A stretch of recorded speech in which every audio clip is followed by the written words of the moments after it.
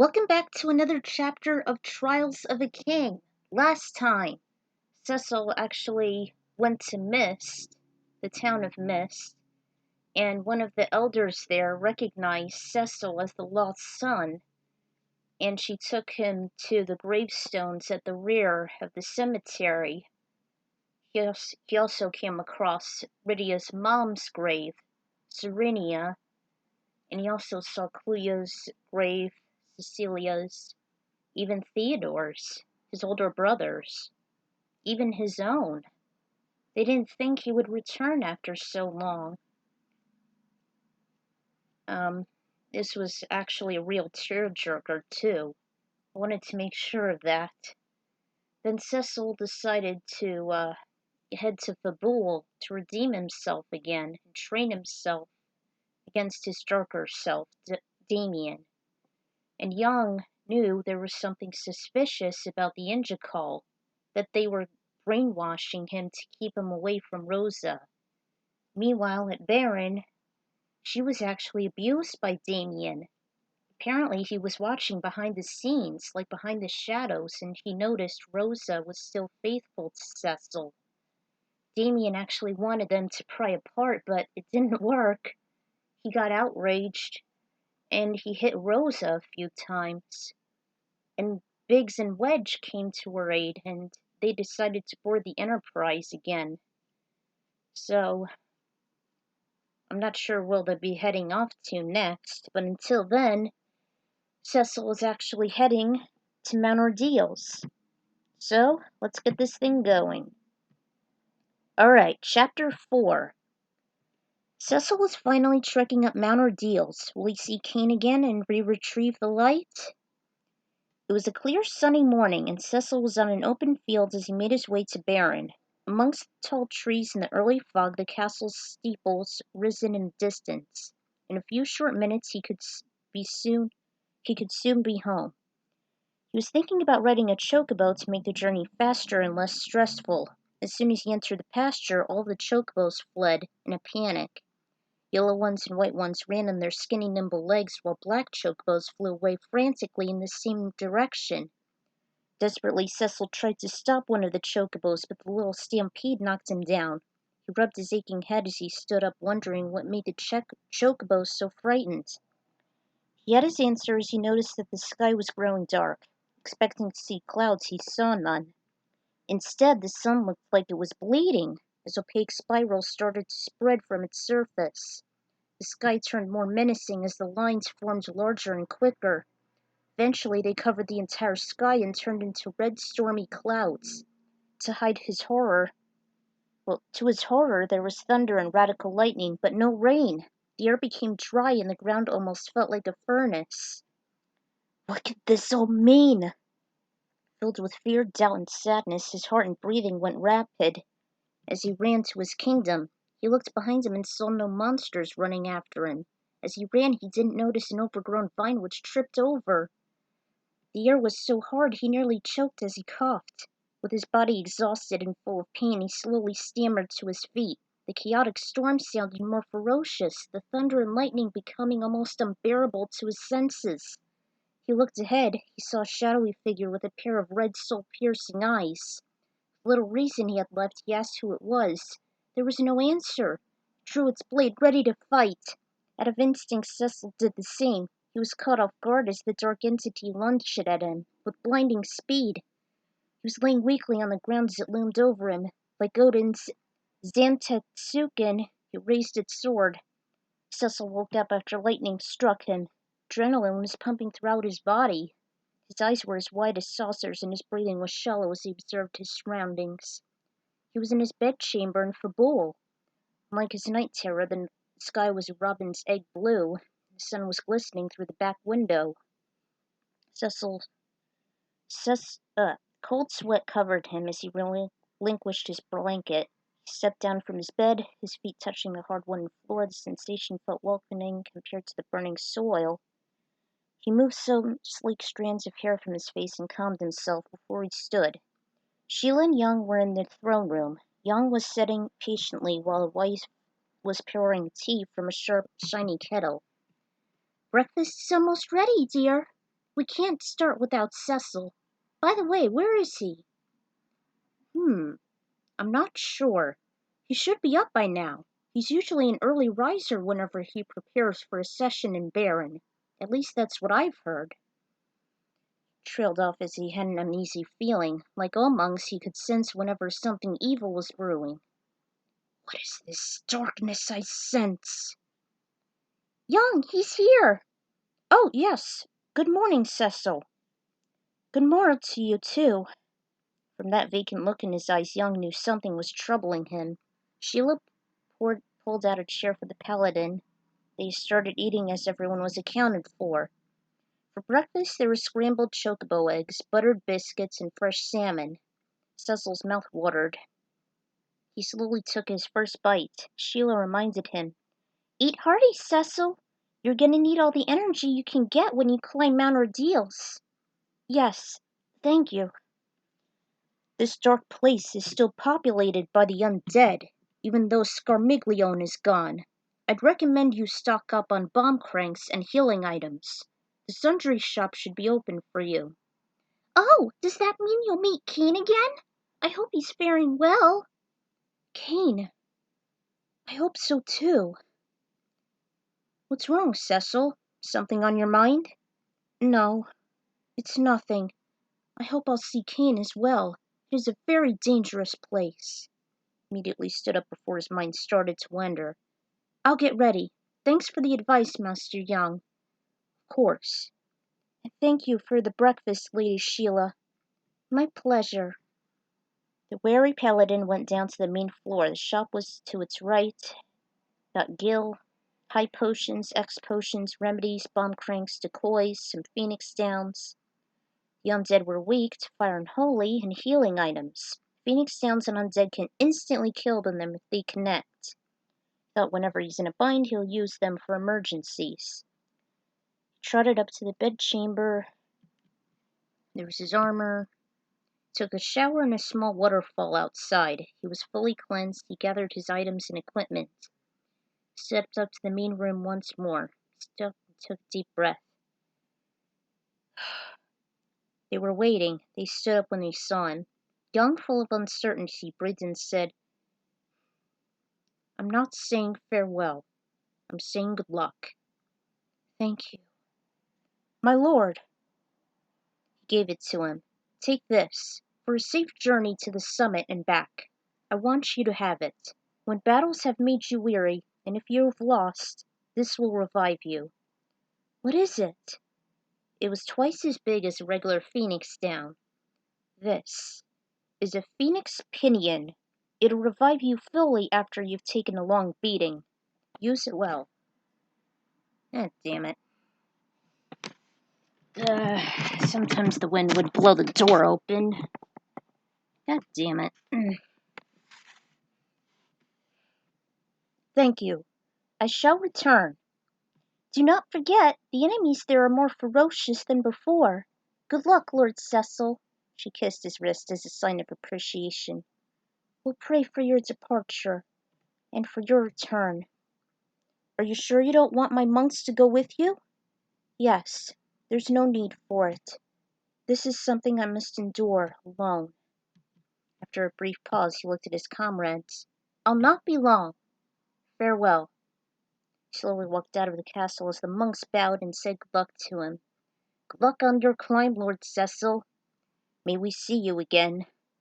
He emerged into the sun again. He faced everyone before he closed his eyes. Teleport. Wish I had the sound effect for that. Unlike the sky in Fabul, it was overcast. A slight breeze, which would cause a chill, was blown. He materialized at the mountain's entryway and looked at its dark, decaying structure, much like the monsters that lurk here. He heeded the warnings from the Fabulian monks. Could they be right? Could the dreadful climb become even more treacherous than he had anticipated? Would Kane still be alive? With all these thoughts filling his head, he sadly looked up. It was not going to be an easy task, since he doesn't have anyone with him, unlike last time. He took a deep breath, taking in the vile air. From this point on, there's no going back. With renewed confidence, he remembered why he was here. He marched up with the unforgiving terrain. Pathways were difficult, there was less room, and at times he worried he would lose his footing and fall due to the moist, loose earth. He realized that from the rainstorm that occurred a few days ago as the ground still didn't dry up. He reached the second layer, he immediately stopped. He looked at an enormous scar of ash on the ground. He remembered as a dark night it was the same place where Palom casted a blizzard spell to extinguish the raging flames. He realized it was a warning for trespassers of what was ahead. Beyond that point was where the undead lurked relentlessly. That line of soot still kept them at bay from the town and the vast landscapes of the Mysidian continent.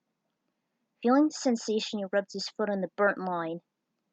I can't turn back now. Drew his Excalibur and lustrous shields, and he was off. By the time he reached the third layer, there was a small tunnel ahead. Dealt with 2 Skulltiers and 3 Skulnants. Skulltiers, if you played Final Fantasy, you should know this. Skulltier grinded its teeth before he raised his sword. The sky rumbled as his enormous lightning bolt shot towards Cecil. He immediately leapt away and nearly slipped on the earth. When he regained his balance, he charged to the enemy and sliced it. Because the Excalibur was a holy weapon, it crumbled into dust. Since the Skulltiers were faster than the Skulnants, the other one was next to attack the paladin. Parried its assault with his shield, he jumped back a few inches. He swung his sword with a right thrust, but the monster ducked. Countered with the lunge, and it pummeled Cecil to the ground. Its left hand and feet were pinning him down, while its right hand was clutching its sword, ready to strike. He couldn't move his arms, instead he squeezed his eyes shut and made an incantation. "Let light destroy this vermin!" he said under his breath.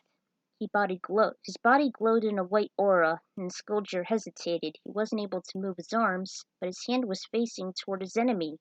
"Cura!" As the monster felt his healing spell, he began to stagger. While in pain, he got up and sliced it head-on.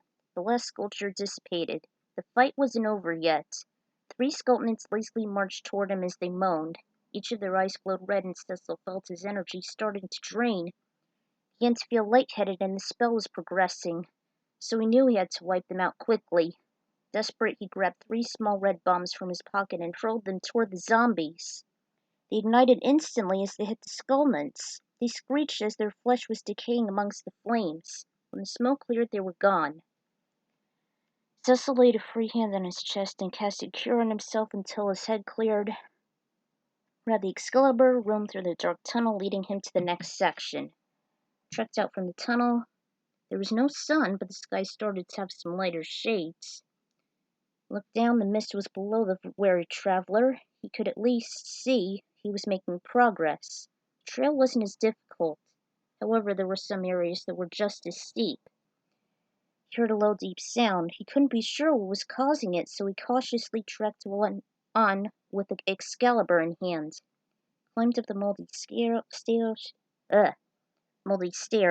and the same sound grew louder. He thought it was wind howling across the landscape, but felt no air. The slope started to elevate further up, and Cecil became more hopeful. However, he was so introverted that he didn't notice he stepped on a stick, which was broken off from a dying tree. He heard the sound again, only this time it was menacing. There were a few snarls and barks. It was undead hounds. Like the zombies, the dogs had decaying flesh with layers of dry blood. Unlike the Skulnants, however, they were fast. One dog took the front as it bared its teeth. But for Cecil, he instantly reacted as he drove the Excalibur to his bare chest. The hound cringed in pain from the holy weapon and fell with a thud. The others were merciless. Because of their fallen master, they started to howl. Like the redskin screech attack, that also lowered Cecil's defense as he covered his ears. As they opened their mouths, each one had their own breath attack. One breath smelt like methane, fire shot out from its mouth. Dog wasn't done yet. It started to charge toward him as he chanted and cast a shell spell. "Protect me from the scorching pain!" He held himself as a glow surrounded him. Still stunned by the burn, he smacked the hounds with his shield. It staggered back, and Cecil drove the blade into its undead flesh. Next hound breath was different. smelled like a rotting corpse up close. It was so bad that Cecil started to choke. He could also feel his strength diminishing. Vulnerable from the ailment, the hound bit his right arm, the same one holding the Excalibur. He conjured enough strength to whack it with his shield, which blinded it. Felt himself blacken out, so he frantically searched for a bottle. He didn't care what it was in it. Immediately drunk it and his energy returned. However, he still felt his stamina sap gradually. With the hound temporarily incapacitated, he focused on the others. One hound shot out a jet of contaminated water, blocked it with his shield, and sliced at the belly was dangling with its skin. The last active hound slashed the paladin with its claws.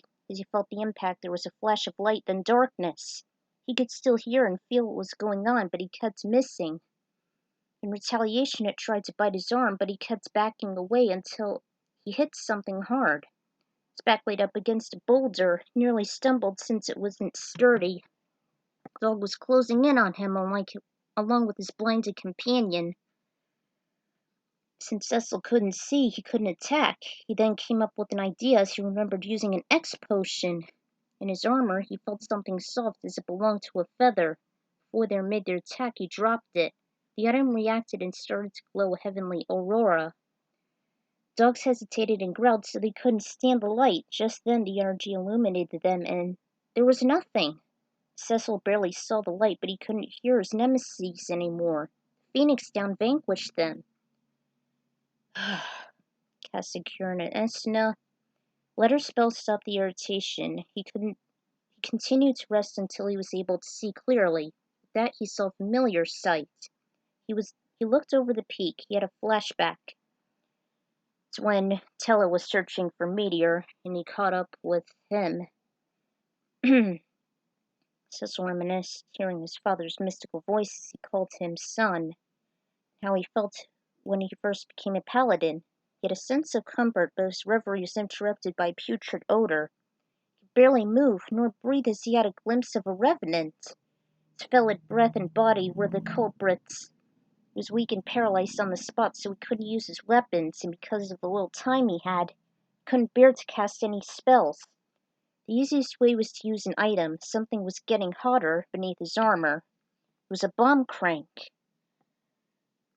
felt as if an anvil was...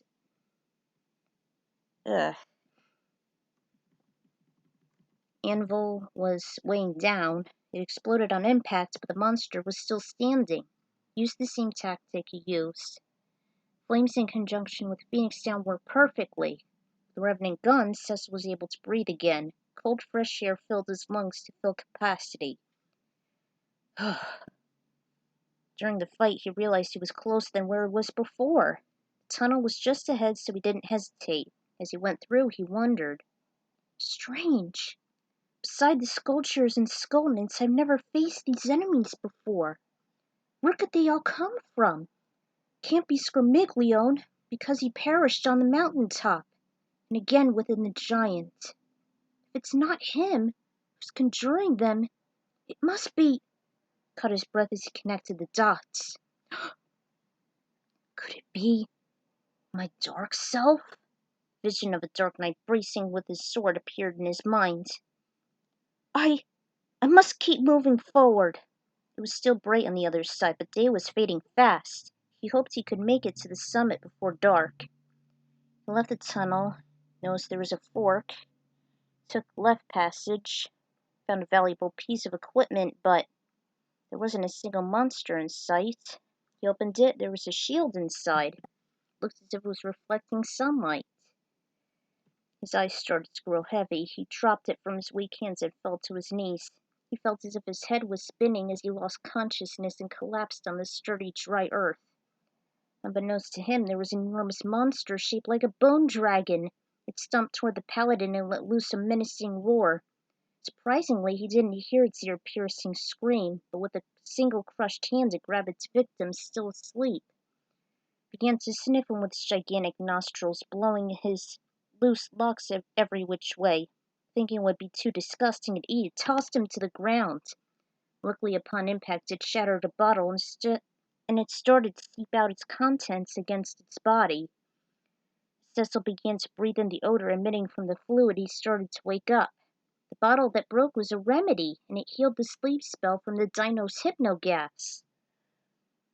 Touched his aching head as it cleared. He then saw the shield that he dropped, grabbed it, and noticed that the hairs at the back of his neck were sticking up, signaling that something was behind him. He looked and saw his attacker, the Death Warden. Never saw this enemy before, but he realized the beasts he fought in the lunar subterrane. Immediately stood up and looked directly at the monster. Just then a target appeared. It was Libra. The dino tried to grab its prey again, but Cecil leapt out just in time. He rolled between its legs, stuck its serpent-like tail with Excalibur. He was lucky he ran to a section which was larger where he was previously standing. Death Warden snarled and raced towards Cecil. He threw a bomb crank, and the item burst into flames. Cringing from the burn, it abruptly stepped back, but the fire wasn't strong enough to keep it at bay. It effortlessly stepped through the fire as it extinguished between its feet. However, it didn't see Cecil in front of him. Instead, he snuck behind it and climbed on its back. The fossilized creature was still looking for him. He held onto its neck, drove the Excalibur straight through its skull. The monster wailed and it tossed around, attempting to shake him off. They were touching nothing but thin air, its scrawny arms. Dino was in so much pain it didn't notice it was almost stepping off a cliff. Cecil leapt off and crouched as he landed. He saw the damage he'd done as he watched his enemies start to wither. Took out another phoenix down and tossed it. The feather reacted, blinding the monster. And finally got off the cliff. He cured himself, but he didn't go very far. During that time, he saw small, fancy boxes laying around.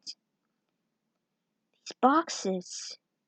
Do I dare myself to look what's inside? He bent down, but it was a monster in a box.